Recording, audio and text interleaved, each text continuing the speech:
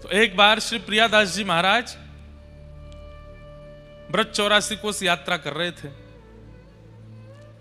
अब हम आज बोलना नहीं चाह रहे कथा में, पर थोड़ा संकेत कर देते हैं। बहुत जल्दी प्यारे गिरधर लाल जी 84 कोस यात्रा पर जाने वाले हैं। 84 कोस यात्रा क्यों होती है? यशोदा मैया और नंद बाबा ने सबरे दई देवता मनाए, देवतान के यहां जाए जाए करके प्रार्थना करें। ब्रजभाषा बोले, समझ जाओगे भैया? समझो छे?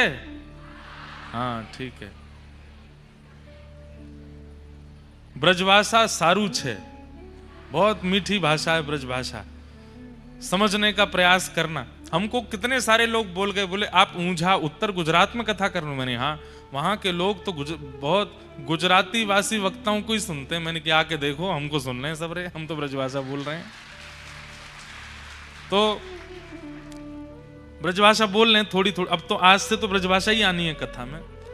तो नंद बाबा यशोदा मैया के जब तक लाला नाए भयो, तो यशोदा मैया नंद बाबा ने सबरे देवतान को जाय करके प्रणाम करी। जगन्नाथ जी को प्रणाम कियो, बद्रीनाथ जी को प्रणाम कियो, गंगोत्री, यमुनोत्री, केदारनाथ, सब जगह प्रणाम कियो। जो जो देवता उनको बताते गए, सब जगह जाके प्रणाम करते हो। प्रणाम करके कहा मांगते, हमें बालक नाए चाहिए, हमें लाला नाए चाहिए। तो अरे नंद बाबा की 9 लाख गैया हैं, नंद बाबा के बाद उन गैयान की सेवा करवे वालों ग्वारिया चाहिए।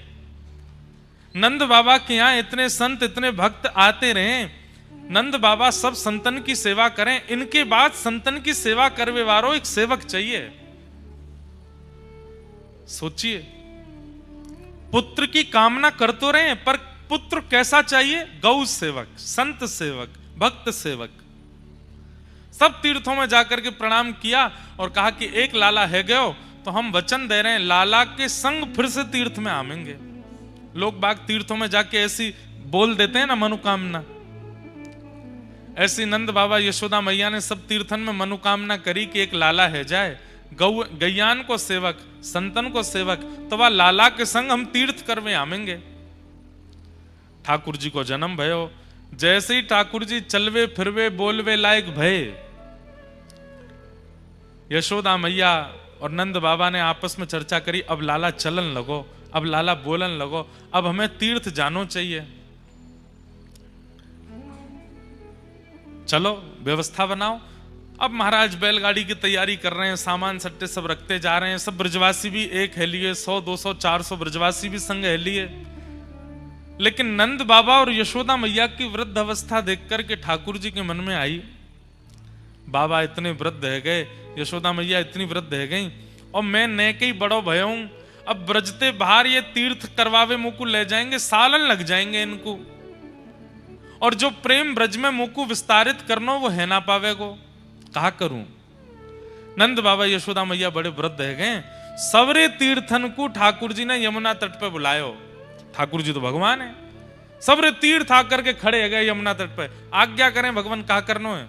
बोले भैया देखो हमारे अम्मा बाबा वृद्ध है गए, अब ये सब तीर्थन में जामेंगे, सालन लग जाएंगे, हमें 11 वर्ष ही ब्रज में रहना है। आप सब 84 कोस में फैल जाओ, हमें ज्यादा दूर नहीं जाना पड़े, 84 कोस में ही सबरे तीर्थन के दर्शन, सबरे धामन के दर्शन हमको यहीं है जाए, हमें और कहीं नहीं जाना पड़े। महाराज ऐसी स्थिति है गई, सारे तीर्थ 84 कोस में बैठ गए। अब तो छोटे छोटे तीर्थ जिनके नाम ही नहीं पता है, वो भी आ गए लाइन में, बोले हम भी ब्रज में आवेंगे, हमें स्थान दो, हम भी विराजमान होंगे। और उस भाव से भारतवर्ष के सारे तीर्थ 84 कोस में विराजमान हो गए। और फिर नंद बाबा यशोदा मैया के साथ लाला 84 कोस ब्रज यात्रा पर गए। तब से ये नियम है हमारे ब्रज में। ये अभी कार्तिक का महीना चल रहा है, अभी 84 कोस यात्रा चल रही होगी। 84 कोस की लोग परिक्रमा करते हैं, गाड़ियों में करते हैं, बसों में करते हैं, पर हम लाल जी को गाड़ी में नहीं लेके जाएंगे। हमारे लाल जी वैसे करनी तो हमको 2 साल पहले थी, लेकिन इतने व्यस्त होते चले गए, कर ही नहीं पाए। अब लाला की जनवरी में बहू आ जाएंगी और लाल जी हमारे राधा गिरधर लाल हो जाएंगे, फिर 84 कोस यात्रा पर जाएंगे। तो विवाह करके लाला विवाहित है कि 84 कोस यात्रा करेंगे, संभवतः अगले कार्तिक तक क्रम बन जाएगा। और प्रयास करेंगे कम से कम 1000 गौवंश के साथ में ठाकुर जी 84 कोस यात्रा करें। 1000 गैया चलें ठाकुर जी के आगे पीछे, पैदल, बैलगाड़ी में, और जैसे व्यवस्था बनेगी लाल जी की वैसे करेंगे। महीना भर की, महीना 1.5 महीना की यात्रा होएगी। जगह जगह जा करके तम्बून में रुके करेंगे, वहीं प्रसाद बना के पायो करेंगे, वहीं कथा हुए करेगी। प्रेम से बैठ करके नीचे पंडाल में कथा करो करेंगे। और जगह जगह सबरे ग्वारिया बन के सिर पर फेटा बांध करके, रज लगा करके पूरे तन में, और फिर पूरे ब्रजमंडल की यात्रा लाल जी पालकी में बैठ करके या बैलगाड़ी में बैठ के करेंगे। तो ऐसी ब्रज 84 कोस यात्रा अगले वर्ष होएगी। हमने बिना योजना बनाए मंच से बता दिया, अभी योजना बनानी है, लेकिन हमें पूर्ण विश्वास है, जहां तक हमारे आंकड़े कहते हैं, कम से कम अभी बरसाना उत्सव में ही 30-35 हजार वैष्णवों की आने की संभावना है।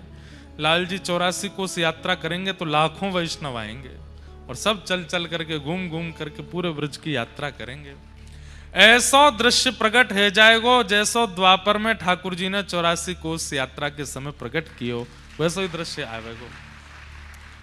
आज से लगभग 15 वर्ष पहले, शायद 12-15 वर्ष पहले, परम पूजनीय श्री मलुक पीठ वाले महाराज जी ने गौ 84 कोस यात्रा की थी।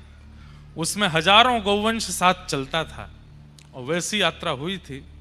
उसी यात्रा की परिकल्पना पुनः अगले वर्ष तक धारण होगी, और प्यारे गिरधर लाल जी 84 कोस यात्रा करेंगे। ठाकुर जी के ब्याह की बधाई मिलेगी सबन को, और यात्रा के रूप में सब आवेंगे। बड़े बुजुर्गन सो तो कह देंगे रिक्शा कर लो पीछे, और जितने हमारे युवा पट्ठा हैं सबरे पैदल पैदल दौड़ दौड़ करके ब्रज की परिक्रमा करेंगे, पूरे ब्रज को आनंद करेंगे। हाँ, तो ऐसी यात्रा होएगी। तो हम क्या सुना रहे थे? श्री प्रियादास जी भागवत कथा के, और कथा के श्रोता कौन है ये सुनो। तो श्री प्रियादास जी महाराज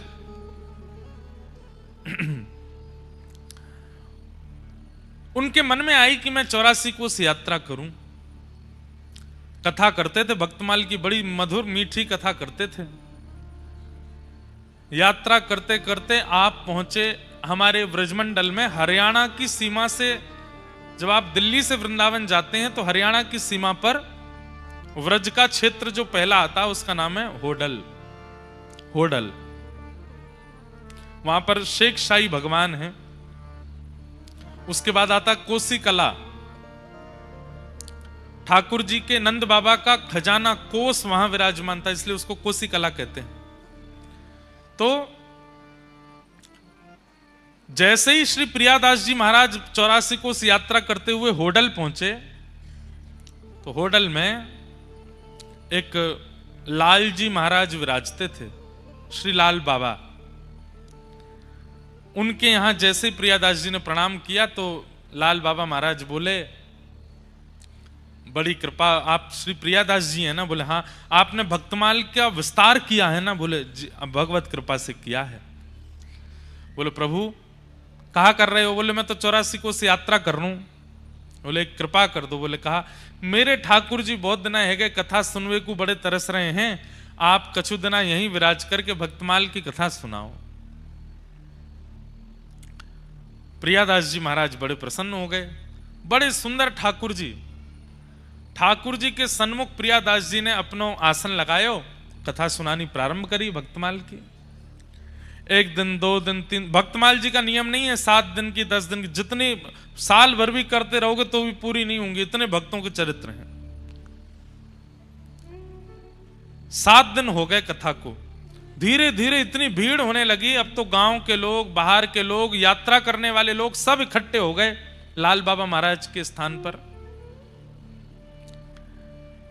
उनके ठाकुर जी को कथा सुनाते थे प्रियादास जी महाराज। अब श्रोता तो आते, श्रोताओं में भांति भांति के लोग आते हैं, गांव के लोग आते हैं, कुछ भोजन करने वाले लोग आते हैं। कई जगह कथा में प्रसाद की व्यवस्था होती है, तो कई लोग केवल प्रसाद पाने ही आते हैं।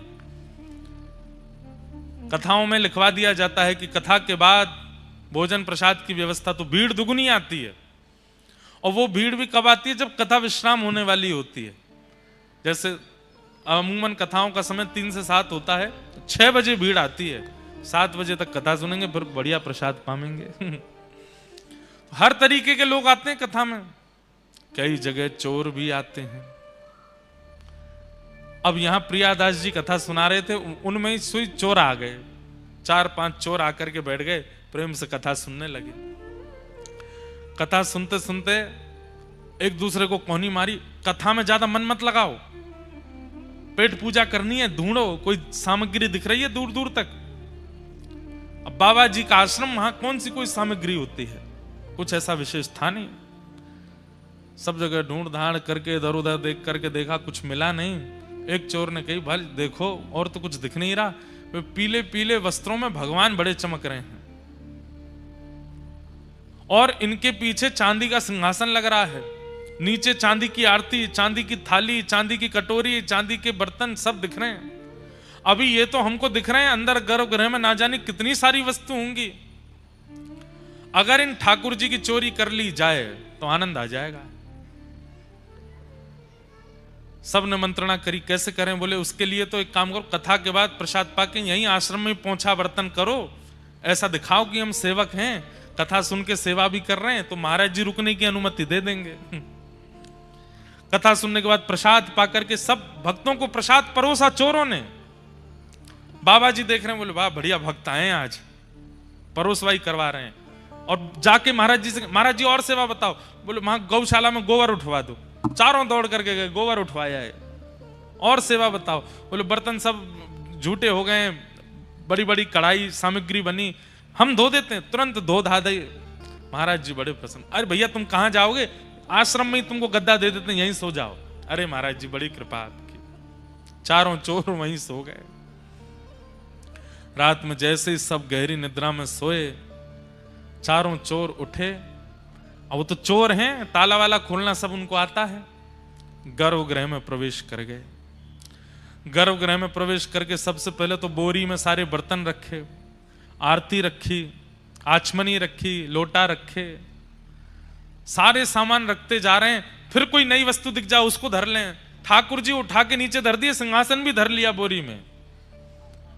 जाते जाते मन में सोचे, सब चीज ले लिए, ठाकुर जी को काय को छोड़ रहे, उनको भी ले चलो। जैसे ही ठाकुर जी बोरी में धरे, बांध करके ले जाने लगे। सुबह होने से पहले सब सामग्री बांट बटोर करके और मंदिर में यथावत ताला पर्दा लगा के सब चले गए चोर। सुबह मंगला आरती के लिए महाराज जी उठे, स्नान ध्यान करके जैसे ही मंदिर में गए, ताला खोल के पर्दा खोला, सब साफ, कुछ भी नहीं वहां तो।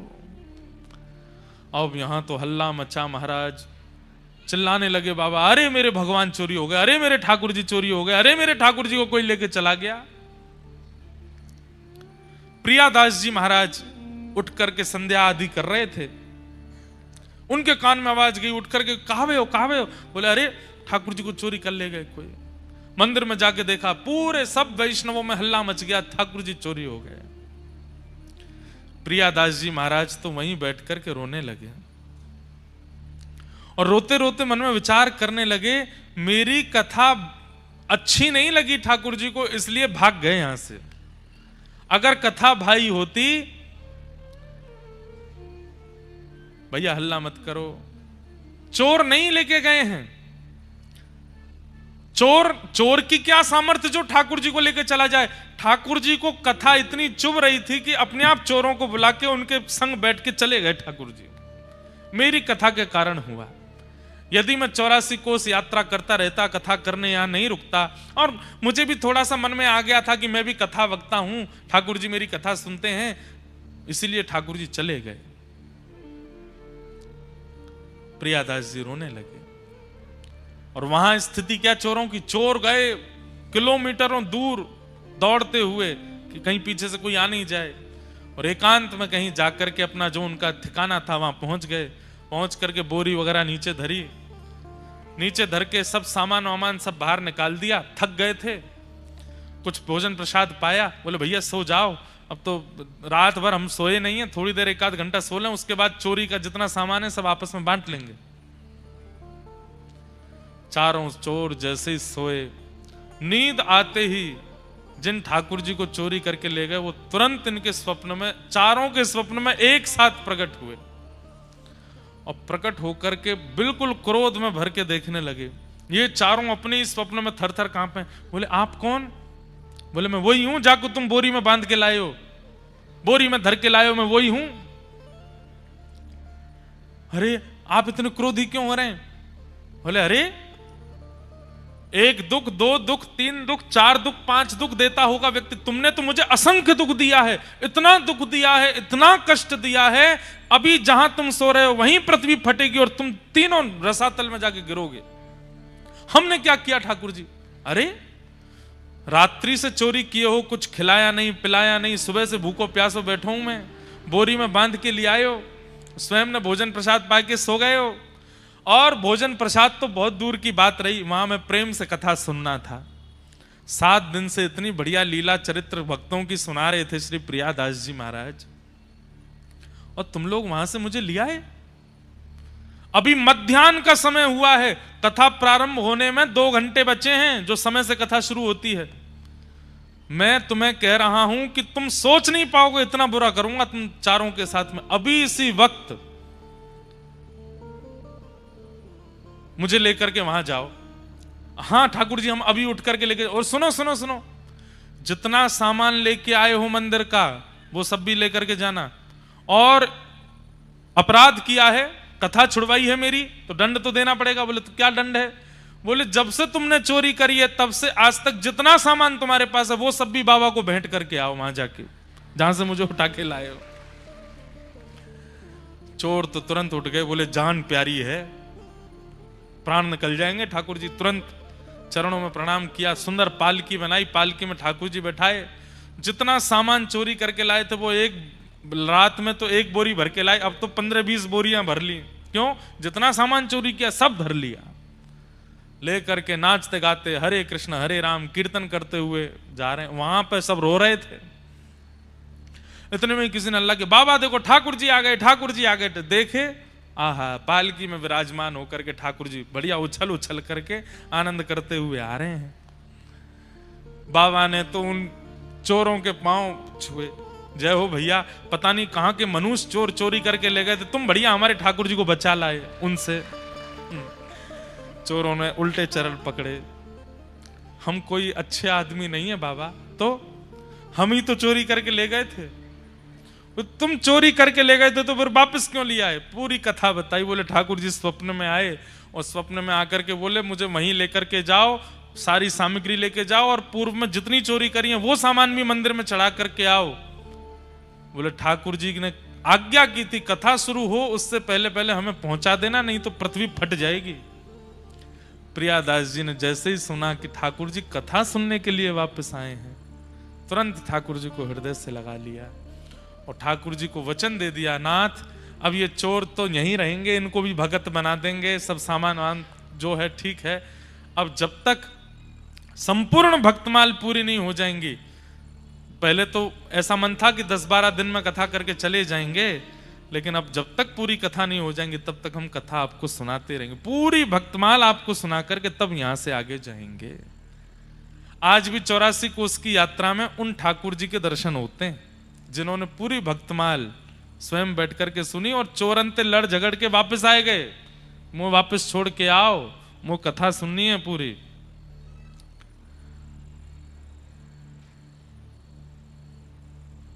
आइए भगवंत विराजिए कथा रसिक हरिदास, तुम श्रोता भक्त माल के तुम पद रज हम दास।